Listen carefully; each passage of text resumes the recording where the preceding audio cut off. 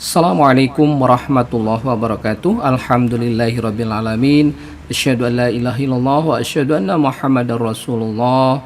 Raditu billahi rabba wa bil islami dina wa bi Muhammadin nabiyya wa rasula. Rabbi syrah li sadri wa yassir li amri wahlul 'uqdatam min lisani yafqahu qawli. Halo, apa kabar semuanya? Semoga Anda selalu diberikan kesehatan dan rezeki barokah dari Allah Subhanahu wa taala. Kita akan lanjutkan kajian kita tentang manajemen organisasi wirausaha, di mana itu kita perlukan di dalam proses atau pengembangan kewirausahaan ya, agar usaha kita menjadi sesuatu yang terorganisir dengan rapi dan baik tentunya. Nah, apa definisi dari pengorganisasian ini? Pengorganisasian adalah suatu proses pembentukan kegunaan yang teratur untuk semua sumber daya dalam sistem manajemen ya. Pengorganisasian yang sesuai dengan sumber daya akan meningkatkan efektivitas dan efisiensi dari penggunaannya. Ada pendapat dari Henry Fayol ya, mengemukakan 16 garis pedoman umum ya ketika mengorganisasi sumber daya yang ada yang kita miliki di dalam suatu organisasi wirausaha ini. Yang pertama itu adalah menyiapkan dan melaksanakan rencana operasional secara bijaksana ya. Rencananya kita siapkan, rencana operasionalnya. Kemudian yang kedua, mengorganisasi aset kemanusiaan dan bahan sehingga konsisten dengan tujuan-tujuan sumber daya. Jadi di organisasi aset yang kita punya, terutama aset kemanusiaan dan bahan, sehingga kita arahkan kepada tujuan yang akan kita capai tentunya di bidang sumber daya ini. Kemudian menetapkan pemenang tunggal, kompeten dan energik ya. Yang keempat, mengkoordinasikan semua aktivitas dan usaha-usaha yang ada.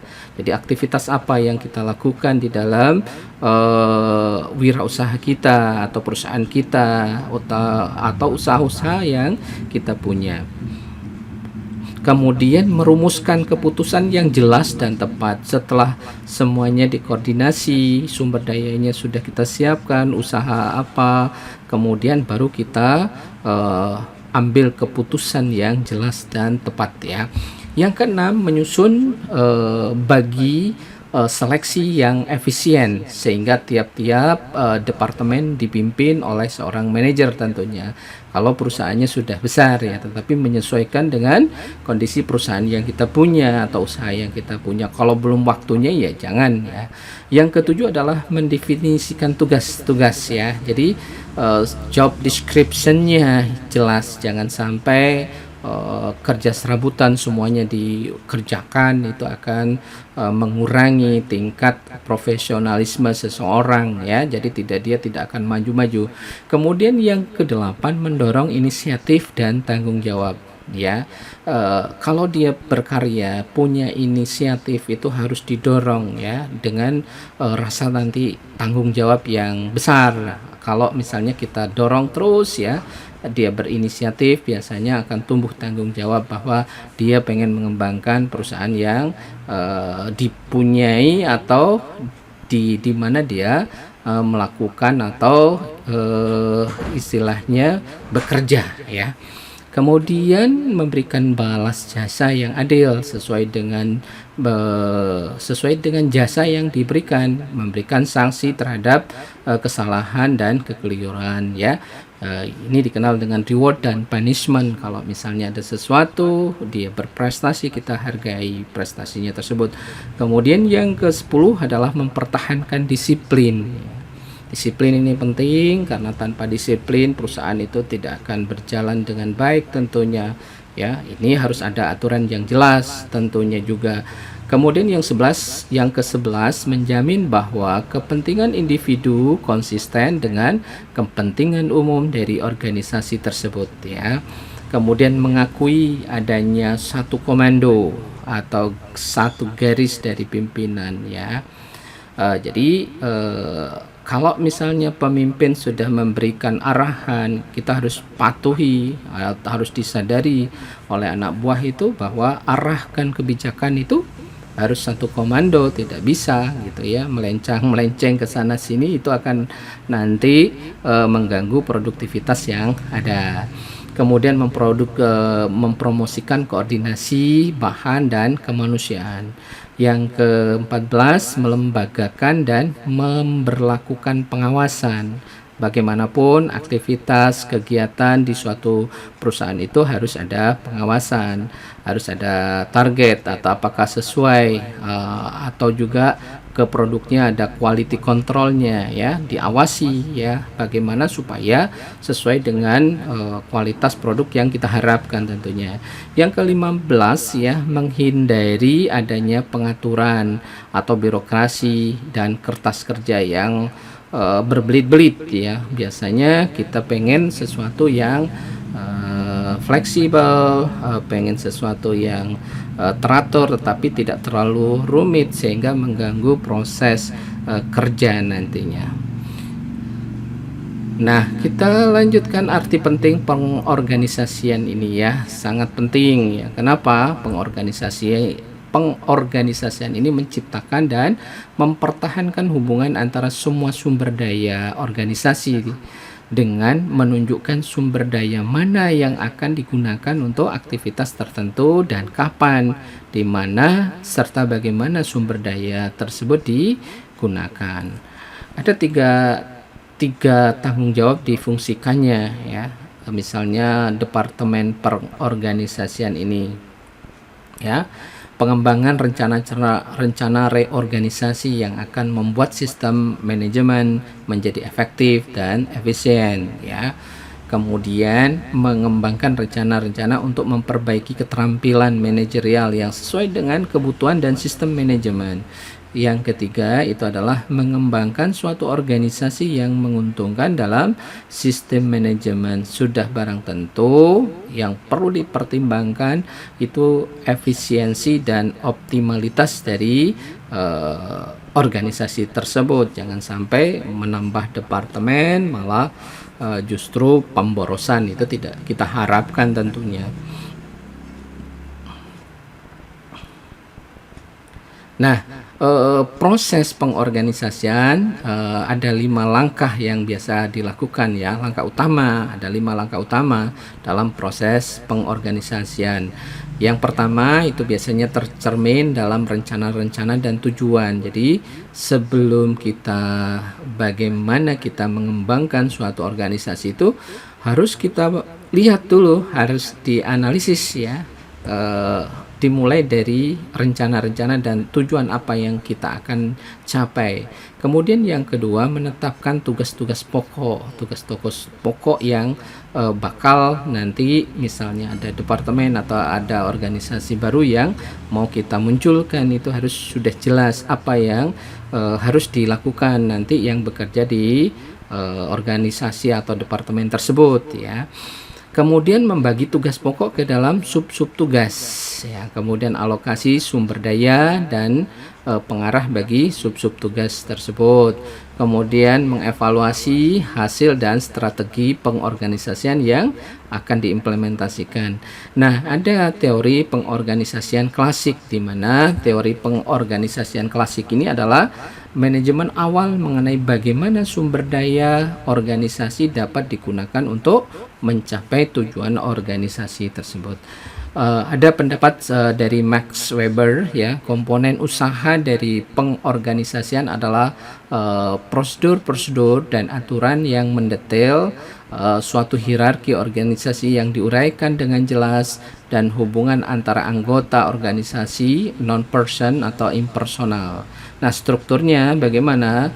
Dua tipe dasar dari struktur yang ada dalam sistem manajemen. Yang pertama itu adalah struktur formal yang merupakan hubungan di antara sumber daya ya, sumber daya yang ada tentunya di dalam organisasi dan juga disajikan dengan bagan organisasi. Kemudian ada struktur informal, merupakan pola hubungan yang berkembang karena keberadaan anggota organisasi informal berkembang secara alami dan cenderung didasari oleh norma, nilai, dan sosial dari individu tersebut ya, norma-norma yang ada serta nilai-nilai yang atau sosial dari individu tersebut ya, yang ada di misalnya di pekerja kita tentunya. Kemudian departementalisasi dan struktur formal, ini ada pandangan kontingensi.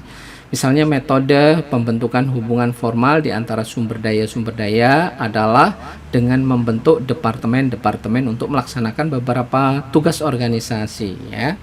Ini sudah barang tentu catatannya ya, kalau sudah besar ya tentunya. Nah, departementalisasi ini adalah proses pembentukan departemen dalam sistem manajemen didasarkan pada faktor fungsi kerja yang dilaksanakan, produk yang akan dibuat, daerah yang dikuasai, kemudian sasaran konsumen dan proses yang dirancang untuk pembuatan suatu produk.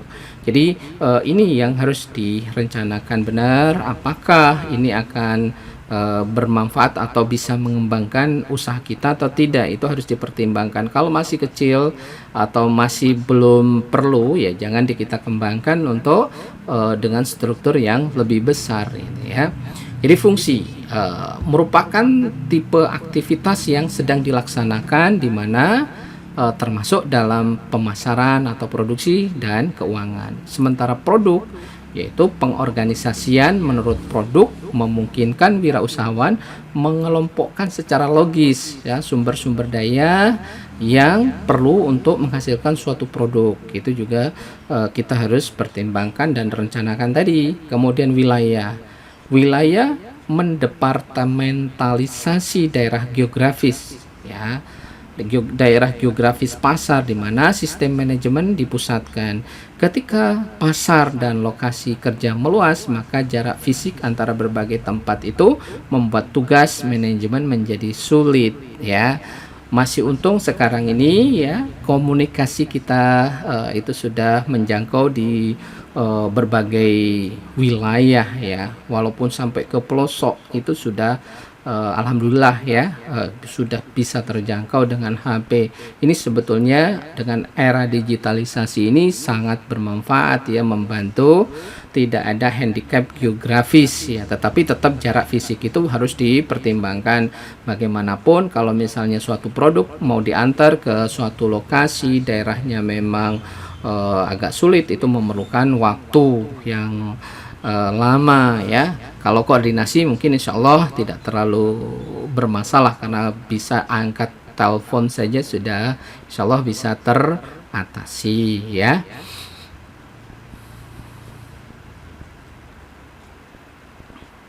Oke, kita lanjutkan ke pelanggan ya. Pelanggan ini atau konsumen ya. Pelanggan membentuk departemen sebagai tanggapan dari sistem manajemen sehingga pelanggan dapat diidentifikasi menjadi kelompok-kelompok yang logis. Jadi ada departemen yang ngurusi konsumen ini ya, bagaimana dia mungkin punya kearifan lokal, yang mungkin dia punya sesuatu nilai-nilai norma yang ada di suatu daerah konsumen atau pelanggan kita, itu juga harus dipelajari ya. Kemudian proses pembuatan menentukan departemen menurut fase pokok dari proses yang digunakan untuk pembuatan produk tersebut. Kemudian faktor-faktor yang mempengaruhi struktur formal, misalnya kekuatan pada diri wirausahawan itu sendiri, kemudian kekuatan pada tugas, kekuatan pada lingkungan ya, dan kekuatan pada bawahan. Ini beberapa hal di atas harus dipertimbangkan di dalam departementalisasi tersebut. Nah, pembagian tenaga kerja atau division of labor ya, mungkin kita akan bagi-bagi ya sesuai dengan tadi ya kemampuan perusahaan tersebut. Nah, konsep pembagian tenaga kerja diberikan pada berbagai bagian tugas tertentu, diantaranya sejumlah anggota organisasi, sehingga produksi dibagi menjadi sejumlah langkah-langkah atau tugas-tugas dengan tanggung jawab penyelesaian yang diberikan pada individu tertentu. Keuntungan dan kerugian pembagian tenaga kerja. Yang pertama ya keuntungannya yang kita coba bahas ya. Pertama, pekerja berspesialisasi dalam tugas tertentu sehingga keterampilan dalam tugas tertentu itu akan meningkat. Itu keuntungan dari pembagian tugas kerja. Yang kedua, tenaga kerja tidak kehilangan waktu dari satu tugas ke tugas yang lain karena memang seperti sudah ban berjalan tersebut ya sudah tertata dengan rapi. Kemudian yang ketiga, pekerja memusatkan diri pada satu pekerjaan dan membuat pekerjaan lebih mudah dan efisien ya, karena dia sudah memang menekuni hal tersebut maka akan lebih mudah dan efisien. Yang keempat, pekerja hanya perlu mengetahui bagaimana melaksanakan bagian tugas dan bukan proses secara keseluruhan dari suatu produk. Nah, ini keuntungan ya. Nah, namun ada juga kerugiannya. Kerugiannya apa? Pembagian kerja hanya dipusatkan pada efisiensi dan pemanfaat ekonomi yang mengabaikan variabel manusianya. Pokoknya seperti robot ya. Ini kerugiannya. Kemudian kerja yang terspesialisasi cenderung menjadi sangat membosankan terus gitu, yang akan berakibat tingkat produksi bisa menurun ya. Ya kerja seperti robot ya, terus gitu. Kalau robot kan mesin, dia tidak ada rasa bosan, tetapi pada manusia kan mungkin lagi ada moodnya tidak bagus, ini bisa menimbulkan masalah. Nah, pembagian tenaga kerja dan koordinasi ini ya yang harus kita lakukan adalah pembagian tenaga kerja dengan individu yang berbeda dalam mengerjakan tugas dikoordinasikan secara efektif sehingga manajemen dalam organisasi menjadi jelas. Kemudian Muni, salah satu ahli, mendefinisikan bahwa koordinasi sebagai penyusunan secara beraturan usaha kelompok untuk memberikan kesatuan tindakan di dalam mencapai suatu tujuan bersama ya. Jadi harus ditentukan dulu apa tujuan ya, ibaratnya ini kita sudah tahu arah atau sasaran yang akan kita capai, tentunya itu akan lebih efektif nanti untuk mencapai tujuan. Nah, sekarang sampai pada rentang manajemen, span of management ya. Rentang manajemen mengarah pada jumlah individu yang harus diawasi oleh wirausahawan ya. Semakin banyak individu yang diawasi ya, semakin besar rentang manajemen, dan semakin sedikit individu yang diawasi, semakin sedikit rentang manajemennya. Jadi kalau semakin besar organisasi itu maka rentangnya semakin besar, tetapi kalau misalnya dia masih kecil perusahaan itu, rentangnya semakin kecil tentunya ya, rentang manajemen. Nah, rentang manajemen dinamakan juga dengan rentang kekuasaan, span of authority. Kemudian dikenal juga dengan rentang pengawasan, span of account control ya. Ada beberapa rentang ini ya. Kemudian yang ketiga, rentang supervisi, span of supervision ya. Yang keempat itu adalah rentang tanggung jawab atau span of responsibility. Nah, kita akan lanjutkan bagaimana perancangan rentang manajemen ini ya. Yang pertama, Arnold Kohns ya, salah satu ahli, mengemukakan bahwa faktor situasi utama mempengaruhi kesesuaian dari ukuran rentang manajemen individual. Yang pertama itu adalah kesamaan fungsi, di mana aktivitas dilaksanakan oleh individu yang disupervisi adalah sama atau tidak ya. Kemudian yang kedua, hubungan geografis, di mana bawahan secara fisik terpisahkan oleh tempat, sehingga semakin dekat bawahan secara fisik maka semakin banyak individu yang dapat disupervisi oleh wirausahawan secara efektif ya. Kalau misalnya perusahaan sudah besar ya pasti rentangnya lebih besar, misalnya sampai perusahaan itu mempunyai gedung yang berlantai, misalnya ini ya, berlantai 5 misalnya. Kebetulan pimpinannya di atas, itu juga pasti ada pembatasan tentang ini ya. Kemudian kompleksitas fungsi yang ketiga ini ya, kompleksitas fungsi di mana aktivitas dari tenaga kerja sulit dan rumit. Yang keempat itu koordinasi menunjuk pada jumlah waktu yang harus dikeluarkan oleh wirausahawan untuk menyetarakan aktivitas-aktivitas dari bawahan dengan aktivitas pekerja lainnya. Yang kelima adalah perencanaan, menunjukkan jumlah waktu yang dikeluarkan wirausahawan untuk mengembangkan tujuan-tujuan dan rencana sistem manajemen dan mengintegrasikan dengan aktivitas bawahannya. Itu beberapa hal yang perlu dipertimbangkan. Nah, sekarang ini seperti tergambar tadi ya, tentang ketinggian ini organisasi, kita buat bagannya. Terdapat hubungan terbatas antar rentang manajemen dengan ketinggian bagan organisasi. Semakin besar ketinggian bagan organisasi kewirausahaan, semakin kecil rentang manajemen dalam organisasi kewirausahaan tersebut. Sebaliknya, semakin rendah, maka semakin besar rentang manajemen bagan organisasi dengan bagan ketinggian yang rendah. Biasanya ditunjuk sebagai datar atau flat, dan yang besar ditunjukkan sebagai tinggi tall ini ya, misalnya seperti itu gambarannya. Nah, sekarang hubungan skalar ya, scalar relationship ya. Hubungan skalar menunjukkan pada rantai komando, chain of command ya. Nah, konsep hubungan skalar atau rantai komando ya, ada harus seperti yang sering kita lihat pada tentara ya, angkatan darat, laut, udara, termasuk kepolisian ini. Kok ada konsep hubungan skalar atau rantai komando berhubungan dengan konsep kesatuan perintah ya. Konsep kesatuan perintah, unity of command, menyatakan bahwa individu hendaknya memiliki satu atasan. Jika terlalu banyak atasan dan memberikan perintah dapat menimbulkan kebingungan ya. Si A perintahnya begini, si B misalnya pimpinan semua perintahnya C, dan seterusnya. Itu akan menimbulkan kebingungan pada anak buah ya. Perintah yang bertentangan dan pekerja itu akan mengalami frustasi dan juga menimbulkan ketidakefisienan dan ketidakefektifan ya. Jadi itu harus jelas satu komando ya, A, B, B gitu, terus sampai kita lakukan untuk mencapai tujuan yang diinginkan tentunya. Kemudian berikutnya ini bagaimana dengan pengorganisasian aktivitas individu ya. Pertanggungjawaban, tanggung jawab adalah kewajiban untuk melaksanakan aktivitas yang dibebankan ya. Kemudian tanggung jawab adalah komitmen pribadi untuk menangani suatu pekerjaan atau mengerjakan suatu pekerjaan sebaik mungkin sesuai dengan kemampuannya.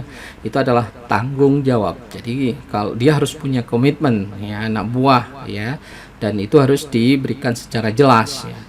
Tiga bidang yang berhubungan dengan tanggung jawab. Yang pertama itu adalah pembagian aktivitas kerja ya, yang sesuai dengan kemampuan tentunya. Kemudian menegaskan aktivitas kerja dari manajemen, dan yang ketiga itu adalah bertanggung jawab. Nah, ini juga penting ya, menegaskan aktivitas kerja manajemen. Nah, suatu proses yang digunakan untuk menegaskan aktivitas kerja manajemen membuat setiap manajer secara aktif berperan serta dengan atasannya, rekan sebaya ya, dan bawahan pada pekerjaan manajerial yang diuraikan secara sistematis ya, untuk dikerjakan, dan kemudian menegaskan peranan yang dimainkan tiap manajer dalam hubungannya dengan kelompok kerjanya dan dengan organisasi. Kalau perlu dibikinkan suatu buku saku ya, yang memberikan arahan nanti ya secara gampang ya, efektif, pekerja itu mengerti gitu apa yang harus dikerjakan. Kemudian tujuan interaksi ini adalah untuk menjamin bahwa tidak ada tumpang tindih atau kesenjangan dalam meyakini pertanggungjawaban manajemen yang ada dalam manajer, hanya melaksanakan aktivitas-aktivitas yang menyebabkan tercapainya tujuan sistem manajemen tersebut. Oke, ya, berikutnya adalah alat yang dikembangkan untuk mengimplementasikan proses interaksi tersebut adalah pedoman tanggung jawab manajemen yang akan membantu Anda dalam organisasi, ya, mengorganisasi. Ya, yang pertama itu adalah menguraikan berbagai hubungan tanggung jawab yang ada. Kemudian meringankan bagaimana tanggung jawab dari berbagai manajer dalam organisasi mereka berhubungan satu sama lain. Kemudian yang berikutnya adalah wewenang. Wewenang adalah hak untuk melaksanakan atau memerintah. Wewenang memungkinkan pemegangnya bertindak dengan cara tertentu dan mempengaruhi secara langsung tindakan orang lain melalui perintah yang dikeluarkan. Wewenang didefinisikan sebagai karakter komunikasi dengan di mana dia diterima atau oleh suatu individu sebagai penentuan tindakan yang akan diambil oleh individu dalam suatu sistem tersebut, ya. Kita lanjutkan, ada pendapat dari Bernard ini yang menunjukkan bahwa wewenang hanya akan diterima, ya, jika individu bisa mengerti perintah yang dikomunikasikan. Kemudian yang kedua, individu itu percaya perintah itu konsisten untuk tujuan organisasi. Kemudian yang ketiga, individu itu melihat perintah itu sesuai dengan kepentingan pribadinya. Nah, yang keempat, individu secara fisik dan mental mampu menyesuaikan diri dengan perintah tersebut. Ada pendapat dari ini, ya, melanjutkan Chester Bernard ini, akan makin banyak perintah manajer yang diterima dalam jangka panjang jika misalnya saluran formal dari komunikasi digunakan oleh manajer dan dikenal semua anggota organisasi. Yang kedua, tiap anggota organisasi telah menerima saluran komunikasi formal melalui mana dia menerima perintah. Yang ketiga, lini komunikasi antara manajer bawahan bersifat langsung. Kemudian yang keempat tadi, ya, rantai komando yang lengkap dan jelas, ya. Kemudian yang kelima, manajer memiliki keterampilan komunikasi yang memadai, ya. Biasanya manajer itu memang dipilih nanti deterseleksi dengan sendirinya secara alami, ya, dipilih orang-orang yang mempunyai keterampilan berkomunikasi dengan baik. Jangan sampai dia tidak bisa berkomunikasi sehingga perintahnya itu tidak bisa sampai ke bawahannya. Ini sangat kurang produktif nantinya. Yang keenam, manajer menggunakan lini komunikasi formal hanya untuk urusan organisasional, jangan urusan yang lain, masalah pribadi dan lain-lain, ya.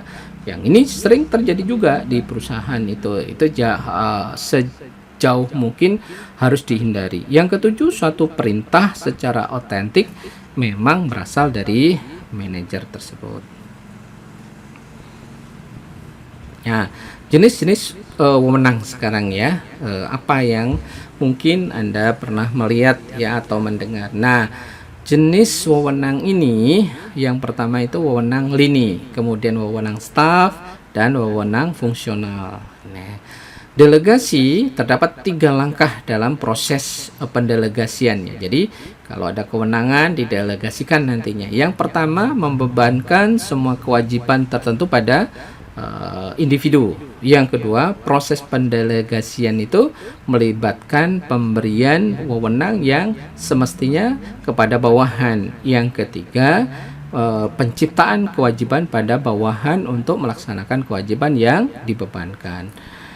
Kendala yang mungkin bakal ditemui, ya, di dalam proses pendelegasian ini. Yang pertama, bisa saja kendala yang berhubungan dengan penyelia, ya. Yang kedua, kendala yang berhubungan dengan bawahan. Ini yang sering ditemui, ya. Kemudian kendala yang lain yang berhubungan dengan organisasi ya. Ini yang sering terjadi di dalam proses pendelegasian itu. Kemudian sentralisasi dan desentralisasi. Ini kita akan bahas juga ya. Kita akan berhubungan sering ya, bagaimana ini ya, sentralisasi apakah akan dilakukan desentralisasi. Nah, istilah sentralisasi dan desentralisasi itu menguraikan tingkatan umum di mana pendelegasian ada dalam suatu organisasi. Istilah tersebut bisa divisualisasikan pada ujung yang berlawanan dari rangkaian kesatuan atau kontinum. Nah, desentralisasi organisasi ya, pandangan kontingensi, beberapa pertanyaan yang mungkin muncul untuk menentukan jumlah desentralisasi sesuai untuk situasi ya, di beberapa situasi yang mungkin terjadi di perusahaan itu. Yang pertama, berapa ukuran organisasi sekarang ini ya, apakah sudah besar atau sudah sedang atau seperti apa atau masih kecil. Kemudian yang kedua, di manakah letak pelanggan atau organisasi bertempat ya. Jadi pelanggannya di mana organisasi itu berada. Nanti kita perhitungkan juga yang ketiga, seberapa homogennya lini produk dari organisasi tersebut. Kemudian yang keempat, di manakah letak pensuplai organisasional. Yang kelima, apakah terdapat kebutuhan bagi suatu keputusan yang cepat atau di dalam organisasi tersebut. Dan yang keenam, apakah kreativitas adalah ciri yang menguntungkan dari organisasi. Ini pertanyaan-pertanyaan yang bisa muncul ya di dalam suatu proses desentralisasi organisasi tersebut. Kemudian kita akan bicarakan tentang pengembangan organisasi. Bagaimana kalau misalnya kapan kita akan lakukan pengembangan ini. Nah, kita mulai dari tujuan organisasi. Keuntungan adalah kekuatan motivasi bagi wira usahawan atau wira swastawan ya. Keuntungan semua usaha itu kan pengennya untung bukan buntung ya. Yang nanti dari keuntungan itu bisa kita menggaji pegawai, mengembangkan organisasi dan seterusnya ya. Kemudian yang kedua, pelayanan pada pelanggan dengan penyediaan nilai ekonomis yang dibutuhkan, baik barang ataupun jasa.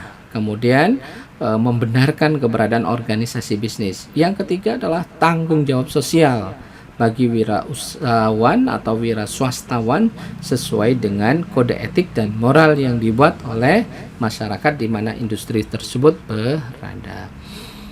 Arti penting tujuan organisasi, yang pertama itu adalah pembuatan keputusan, kemudian yang kedua itu efisiensi organisasi, yang ketiga itu konsistensi organisasi, yang keempat itu adalah evaluasi kerja. Kemudian berikutnya adalah bidang-bidang tujuan organisasi ya. Yang pertama itu kedudukan pasar. Kedudukan pasar ini di mana? Kemudian ada tidak yang berikutnya itu adalah inovasi, pengembangan, sesuatu yang baru yang harus kita lakukan supaya kita bisa bersaing di pasar itu dan kita menjadi leading atau pemenang ya, atau menjadi yang utama, pemimpin di bidang itu ya. Ini bisa terlihat di produk-produk sekarang, misalnya produk HP yang paling gampang Anda lihat itu pasti ada yang leading ya, yang punya inovasi yang paling bagus ya, dengan berbagai macam upaya mereka melakukan itu. Yang ketiga adalah produktivitas. Yang keempat sumber daya fisik dan finansial. Kemudian yang kelima tetap itu perolehan laba, profit atau keuntungan. Kemudian yang keenam itu kinerja dan perkembangan manajer. Yang ketujuh adalah kinerja dan sikap karyawan. Yang kedelapan itu adalah tanggung jawab kemasyarakatan ya. Maka kalau sudah untungnya banyak atau sudah bisa berkembang, perusahaan itu biasanya memberikan semacam CSR-nya ya. Kemudian garis pedoman penetapan tujuan yang berkualitas. Yang pertama, wira swastawan ya atau wira usahawan itu harus membiarkan orang-orang yang bertanggung jawab mencapai tujuan, mempunyai suara untuk menetapkannya. Yang kedua, wira swastawan atau wirausaha harus menyatakan tujuan sespesifik mungkin. Ya, ada tujuan jelas, arah sasaran tembaknya kemana itu sudah jelas. Kemudian wira swastawan atau wirausahawan harus menghubungkan tujuan dengan tindakan tertentu jika perlu. Kemudian wira swastawan harus mengemukakan tujuan yang diinginkannya. Kemudian yang kelima, wira swastawan hendaknya menspesifikasi ketika tujuan yang diharapkan itu akan tercapai atau sudah tercapai, ya. Kemudian yang keenam, wira swastawan harus menetapkan tujuan hanya dalam hubungannya dengan tujuan organisasi yang lainnya. Kemudian yang ketujuh, wira swastawan hendaknya menyatakan tujuan dengan jelas dan sederhana, ya, tidak berbelit-belit, dimengerti orang, ya, dimengerti bawahannya, dimengerti karyawannya. Kemudian yang kedelapan itu adalah wira swastawan hendaknya menetapkan tujuan cukup tinggi sehingga karyawan akan bekerja keras untuk memenuhinya, tetapi tidak terlalu tinggi sehingga karyawan akan menyerah di dalam memenuhinya. Jadi yang kira-kira tergapai, tetapi ya yang targetnya ya tinggi pula, ya istilahnya ada istilah itu optimal, ya, sehingga sesuai dengan tujuan perusahaan itu akan berhasil nantinya, ya. Oke, berikutnya adalah perubahan organisasi, ya.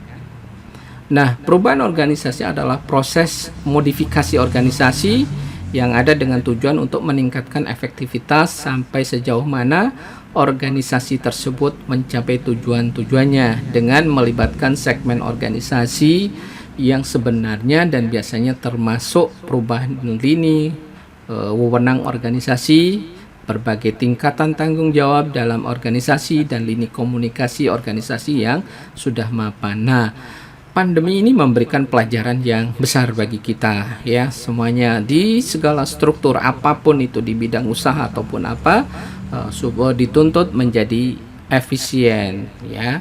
Harus tahu bagaimana, ya, banyak juga yang gulung tikar dengan kondisi kalau tidak menyesuaikan dengan keadaan yang ada, ya.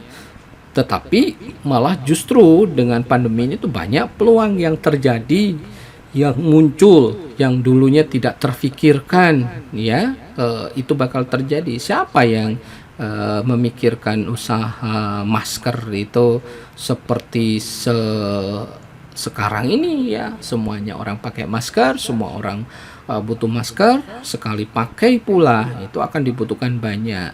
Itu dari berbagai macam ini akan terus berkembang. Nah, ini itu menuntut suatu perubahan di organisasi tersebut, ya. Kalau misalnya ya tidak sesuai, ya harus kita rubah, kita sesuaikan dengan kondisi yang ada di lapangan dan ke permintaan pasar dan konsumen, ya.